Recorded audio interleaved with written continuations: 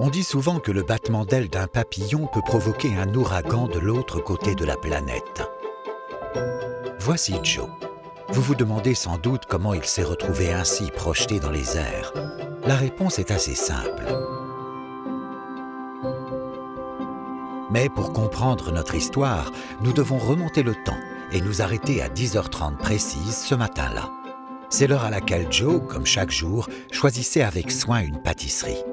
Au même instant, la famille Yakinori faisait son entrée dans le lobby de luxe Grand Bay. Leur petite dernière, Atana, était sur le point de vivre une expérience bouleversante, voir la mer pour la première fois. Attirée par le bruit des vagues, elle s'élança vers le Grand Bleu, mais dévia soudain son trajet, préférant se concentrer sur le comptoir de pâtisserie. C'est ainsi qu'une petite fille distraite déclencha une série d'événements qui, à leur tour, changèrent le cours de l'histoire et la vie de Joe. À 10h57, dans l'espoir d'éviter un dégât irréversible, Christina s'aspergea généreusement d'eau. Oubliant l'effet de l'eau sur le blanc et s'attirant plus d'un regard au passage.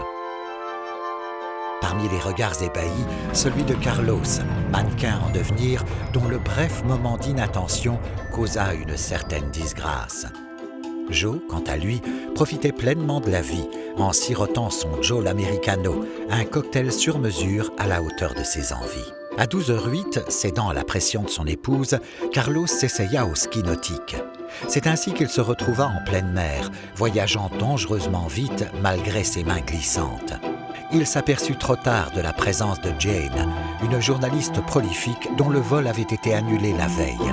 Suspendue entre ciel et mer, dans un état serein, elle ne vit pas le skieur arriver.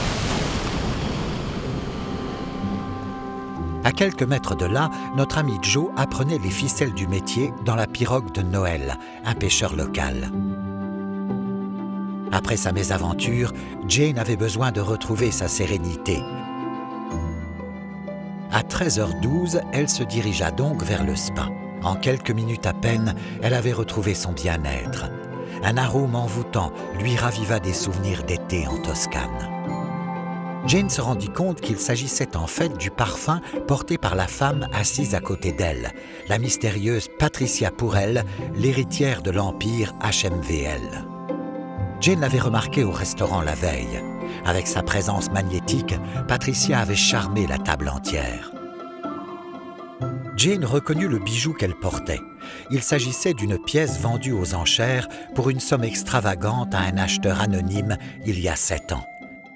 Elle avait couvert l'événement. Pendant ce temps, Joe dégustait un délicieux hamachi sushi.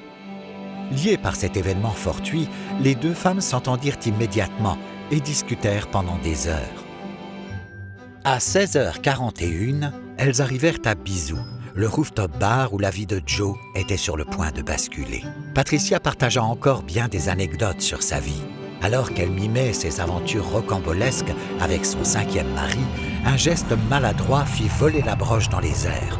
Jane bondit de sa chaise pour tenter de rattraper le précieux objet. Et si la petite Atana n'avait pas remarqué les pâtisseries, et Christina n'avait pas été recouverte de café, et Carlos n'avait pas été distrait, et Jane n'avait pas manqué son vol pour rencontrer Patricia au spa, eh bien notre histoire n'aurait jamais commencé.